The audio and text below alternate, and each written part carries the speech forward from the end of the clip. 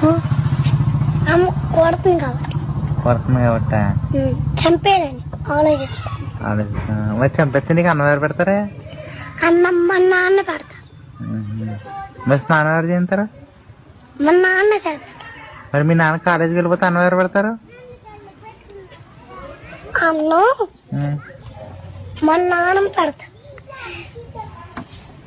అమ్మ వద్దయితే నీకు? వద్దు, అమ్మని మానేస్తాను. మానేస్తావా? ఎందుకే? నన్ను అమ్మ కొడుతుంది కాబట్టి. ఏం చేస్తావు ఇప్పుడు? చంపేస్తాను. మరి మీ నాన్న చెప్పావా? చెప్పా, గణదాడానికి వెళ్ళాడు. గణదేవడానికి వెళ్ళాడా?